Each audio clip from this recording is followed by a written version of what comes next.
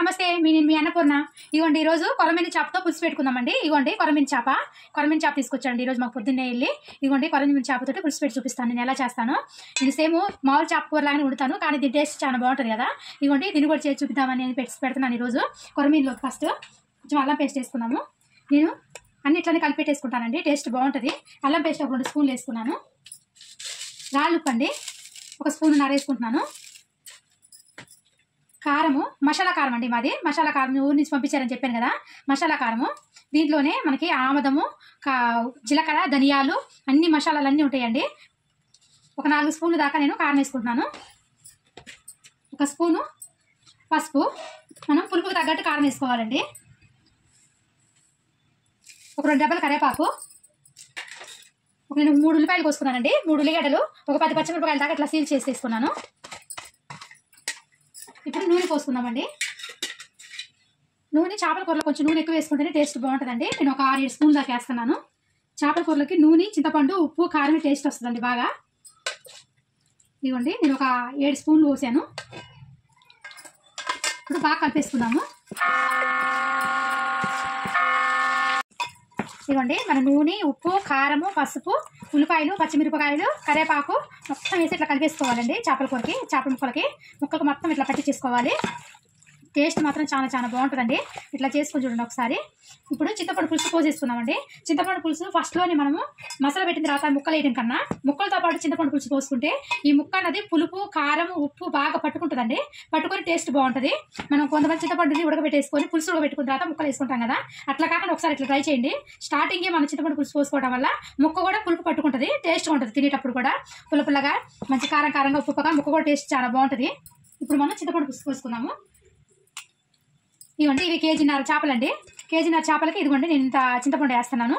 ఒక 50 గ్రాములు ఉంటుందండి. ఒక 50 గ్రాముల చింతపండు దాకా రసం తీసి పోసేస్తాను. బాగా కలిపేసేసి రసం తీసుకుందాము.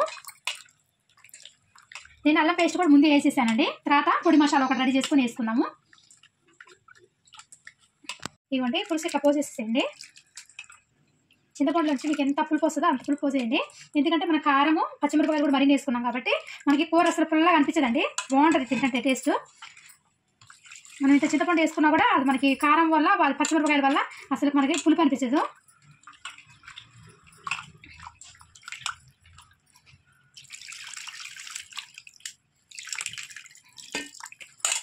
మనకి ఎంత రసం మనం నానబెట్టుకుంది 50 గ్రాములే కదా, కేజీన్నరకి. బాగా రసం అంతా తీసేసేయండి. చింతపండులో నుంచి ఎంత రసం వస్తే అంత రసం తీసేసి పోసేసుకుందాం మనము. ఇవ్వండి ఇట్లా మనం చింతపండు రసం అంతా పోసేసుకున్న తర్వాత ఇట్లా కలిపేసుకుందాం ఒకసారి. ముక్కల్లో కలిపేసుకున్న తర్వాత అండి ఎప్పుడైనా సరే చేపల కూరకి ముక్క మునగాలండి. ముక్క మునిగిన దాకా పోసుకుంటేనే చేప పర్ఫెక్ట్గా ఉడికిపోతుందండి. ఎప్పుడైనా ముక్క మొత్తం మునిగిపోవాలి. ఇట్లా ముక్క అంతా మునిగిపోయి ఇట్లా కలుపుకుంటాం కదా మనం. కలిపిన తర్వాత ముక్క అంతా మునిగిన దాకా వాటర్ పోసుకోవాలి.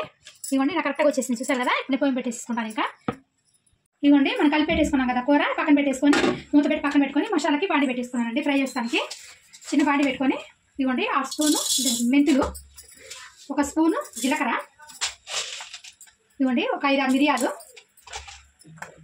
ఒక 5 లవంగాలండి, 2 స్పూన్లు ధనియాలు, ఒక 2 స్పూన్ ధనియాలు, ఆవాలు 1 స్పూను వేసుకొని ఫ్రై చేసుకుందాం. దోరగా ఫ్రై చేసుకొని ఇది పొడి చేసుకున్నాము. ఇవ్వండి బాగా ఎగిపోయి మనం తీసేసుకున్నాము. నేను కర్రీ పెట్టేస్తున్నాను పొయ్యి మీద. అంటే బాగా చల్లగా అయిపోయిన తర్వాత మనం మిక్సీ చేసుకున్నాము. ఇది పొడి ఒకసారి చూసుకున్నాము. దగ్గర మంచిగా ఉడుకుతుంది కదా. ఒకసారి గంటి పెట్టకండి, ఇట్లా కలిపేసుకోండి. ఇవ్వండి ఇట్లా కలిపేసుకోండి, మంచిగా ఉడుకుతుంది. ఇప్పుడు ఆయిల్ పైకి వచ్చేస్తుంది. ఇంకో చూడగాలి మూత పెట్టేసుకున్నాం. ఒకసారి చూసుకున్నామండి. అంటే చాలా దగ్గరికి అయిపోయింది కదా. ఇప్పుడు మసాలా పొడి వేసేసుకున్నాము. ఇవ్వండి నేను మసాలా పొడి మొత్తం పట్టేసేసాను. ఇవ్వండి పొడి పట్టేసేసాను. ఈ పొడి వేసేసుకున్నాము.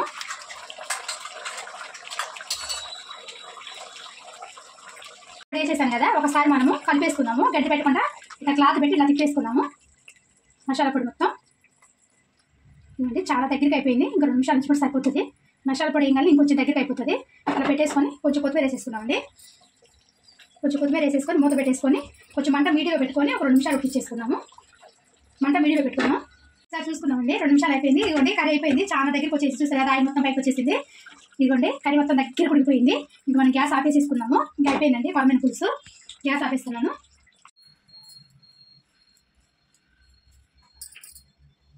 ఇంతేనండి, కొరమీను పులుసు అయిపోయిందండి. చాలా చాలా బాగుంటుందండి టేస్ట్. వైట్ రైస్లోకి చపాతీలు కూడా తినొచ్చు, చాలా బాగుంటుంది. కొరమీను పులుసు మాత్రం సింపుల్గా చేసుకోవచ్చు, టేస్ట్ మాత్రం చాలా బాగుంటుందండి. మీకు నచ్చితే మాత్రం చేసుకోండి. Like, share and subscribe our channel. ఇలాంటి మన రెసిపీస్ కోసం గంట సింబల్ కూడా మర్చిపోకండి. బాయ్.